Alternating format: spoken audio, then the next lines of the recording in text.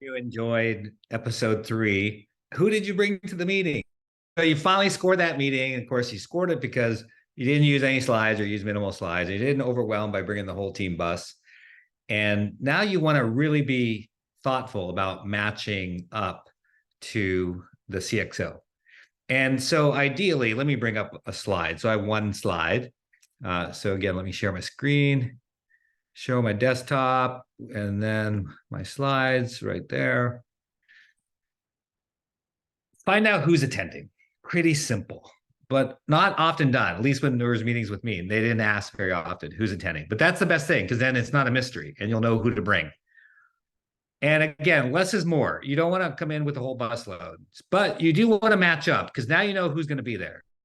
Or based on the topic, you have a pretty good idea. If the topic is cybersecurity, you're gonna you can expect that the CISO is going to be there on the CxO side. So you would bring your equivalent. If the topic is on like clinician burnout, like in the example, clearly the CxO is going to bring clinicians, therefore you should as well. But again, you ask, but don't bring too many. Match the experience set.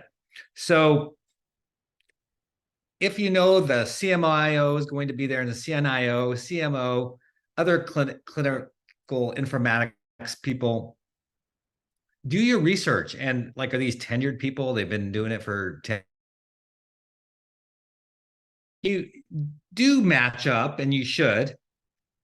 You don't want to bring someone who's like just out of school or has never practiced. So, okay, they've got MD by their name, but have they practiced? So are they able therefore to relate? So that's pretty critical. Match the skill set. So again, they're going to bring a doc, you better bring a doc. They're going to bring a nurse, you better bring a nurse. Pharmacist. Really important to match up. But don't accidentally intimidate the CxO and team. So what I mean by this is that you don't want to come again with a busload. So you're going to bring 10 clinicians, you've got 10 physicians on your team, you're going to bring all 10.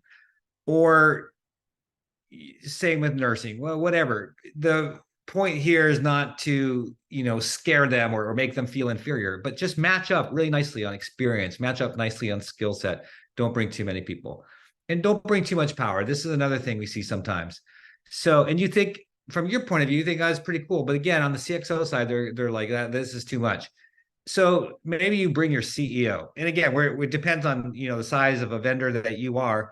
But I've been in situations where there's a CEO brought in, and it's like a Fortune 100 company, and it's like, well, that's pretty cool, but wow, that person is sort of going to be talking super strategic at this level. I want to get down to the nuts and bolts. And so while it's cool, there's little connection capable of happening. So again, just be really careful of that.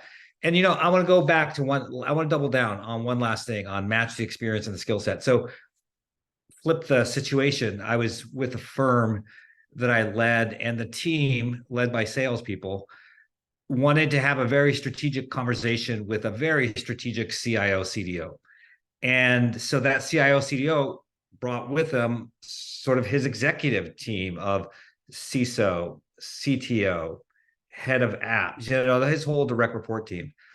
So on our side, they wanted to handle it themselves. So it was like salespeople and maybe one content person.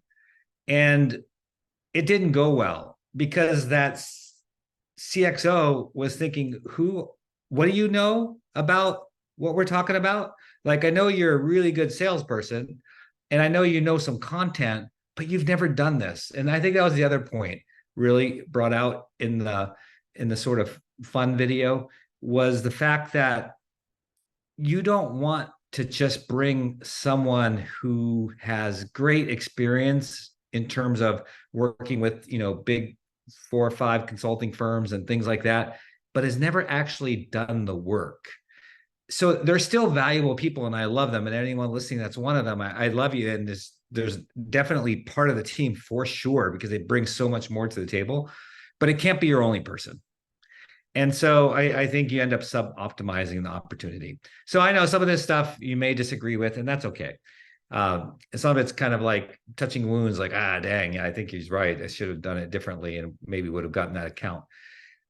But anyways, if this is of interest to you and there's other ways that we might work together, you can check out my website. It's marksadvisory.com. And if you want to go next level and just see, hey, am I the right fit for your organization? Or conversely, I may decide that I'm not the right fit for you.